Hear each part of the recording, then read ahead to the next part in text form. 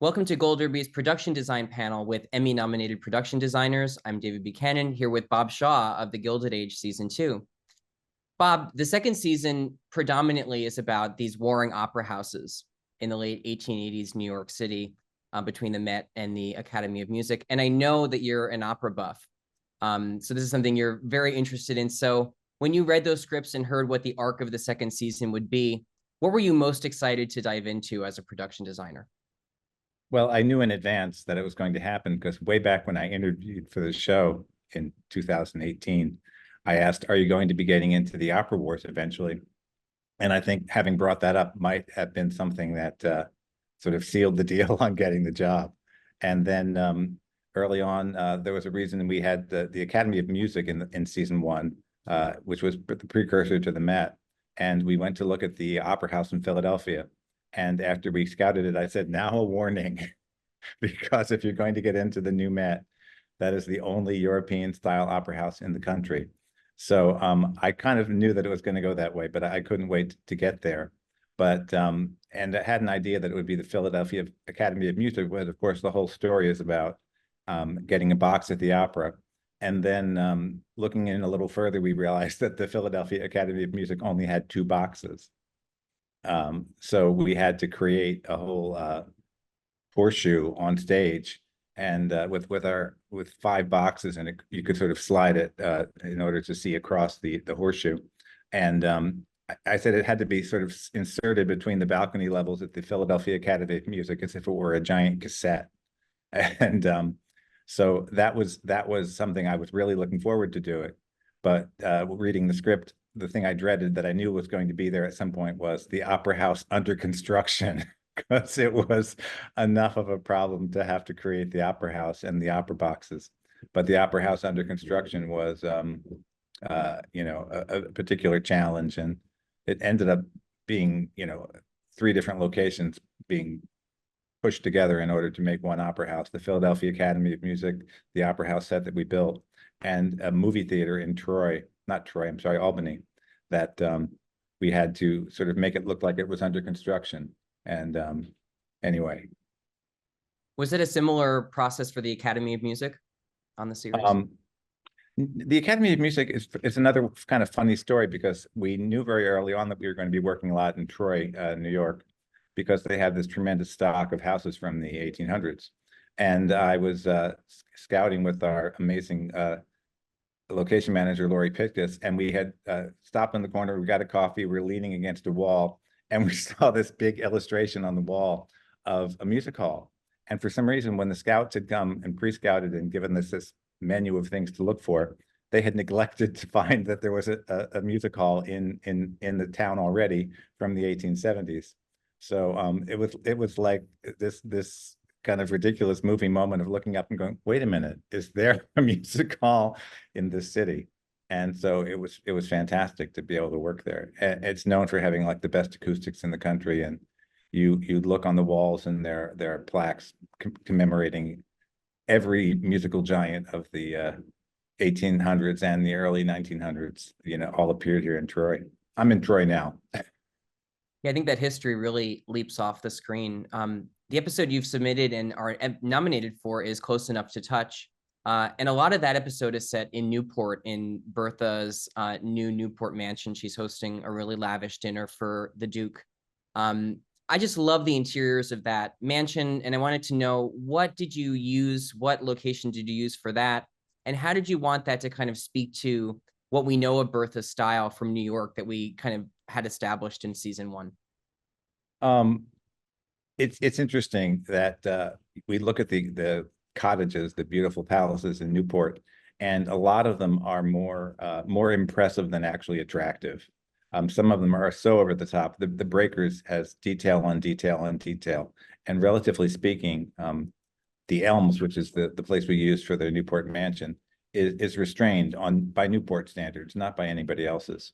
And Julian Fellows actually said, "I think this is the one I could live in."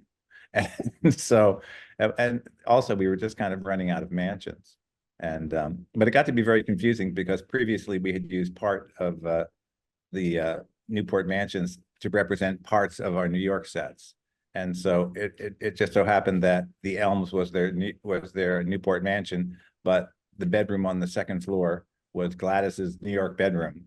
And, it created a lot of confusion because we were shooting in that set, which was called Maple House, but then we were also shooting in Marble House, which is one of the Newport mansions. And the dining room of Maple House was actually portrayed by the dining room of Marble House. And so I always say it was like, the scene from the Danny Kaye movie, the court jester with the pellet with the poison and all that. But very confusing.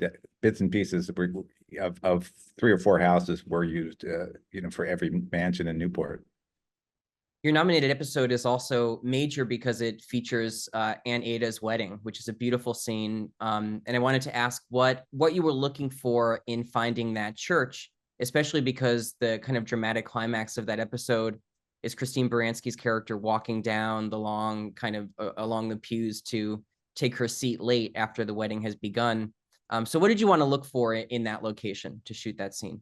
Well, one of the great pleasures of the show is getting to explore and discover our architectural heritage. And we actually started the season having to find 3 churches because it was all about Easter. And Easter was a huge thing, and everybody sort of paraded down Fifth Avenue and wore their finest. And we had to have the church that was for the servant class, the church that was for the Black elite class, and this church that was for the sort of upper crust. And we found it all, right in the Troy and Albany area. And this church that we found, which was an Episcopalian church, which was the religion of most of New York's upper crust, was just incredible. I mean, the marble mosaics on the floor. I mean, you just wish there were a reason, which of course there isn't, to feature more of it. But then, as often happens, the interior of the church we used was fabulous, but the exterior was on a very busy street and virtually unfilmable by us. So we had to use another church for the exterior. So everything's always broken down into pieces that, and you hope that people don't realize that they've been in 3 places when they think they've been in 1.